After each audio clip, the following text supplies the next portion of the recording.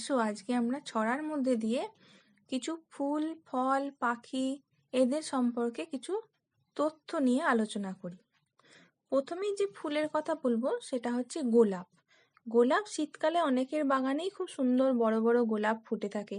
অনেক রং বেরঙের গোলাপ ফুল আমরা দেখতে পাই। তবে খুব সাবধান, গোলাপ গাছে কিন্তু অনেক কাঁটা থাকে। সাবধানে গোলাপ ফুল তুলতে হয়। তবে না তোলাটাই ভালো, কারণ ফুলগুলো গাছেতেই বেশি সুন্দর লাগে। তাহলে এসো গোলাপ নিয়ে একটা ছড়া শোনাই তোমাদের।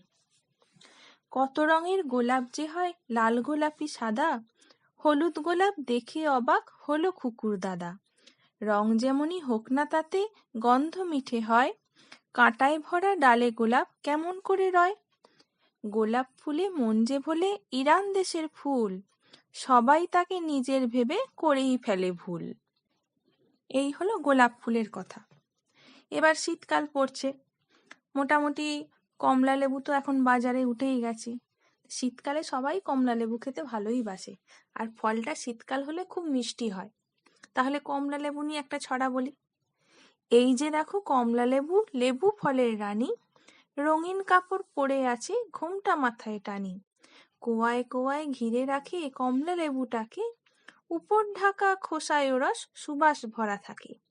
কমলা লেবু সবাই কাবু হচ্ছে তোমায় দেখে, তোমায় নিয়ে যাবে সবাই এবার বাজার থেকে। এই হলো ফলের কথা। এবার তাহলে আসা যাক একটা পাখিতে। আচ্ছা বলো তো, আমাদের ঝাড়ুদার পাখি কে? আমাদের ঝাড়ুদার পাখি হলো কাক। সকালবেলা উঠেই তোমরা কাকের ডাক চারিদিকে শুনতেই পাবে। সকালবেলা উঠেই তারা চলে আসে আমাদের চারপাশে পরিবেশে যে নোংরাগুলো পড়ে থাকে সেই নোংরা ময়লা আবর্জনাগুলো পরিষ্কার করবে বলে, তাই তাদেরকে ঝাড়ুদার পাখি বলা হয়। তাহলে চলো কাক নিয়ে একটা ছড়া বলি। সকাল বেলা ঠিক আলো যেই ফুটলো, ঝাড়াঝুড়ি দিয়ে কাক ঘুম ভেঙে উঠলো। পড়া নেই শোনা নেই হোমওয়ার্কও করা নেই, এদিক ওদিক চেয়ে আকাশেতে উড়লো, কা কা রব তাই সবে মিলে জুড়লো। এই হলো কাকের গল্প। তাহলে ফুল, ফল, পাখি এই তিনটে নিয়ে তোমাদের একটা আজকে ছড়া শোনালাম। আবার পরে ছড়া শোনার জন্য আবার তোমরা অপেক্ষায় থেকো। আমি খুব শিগগিরই তোমাদের জন্য আবার কিছু নতুন ছড়া নিয়ে আসছি।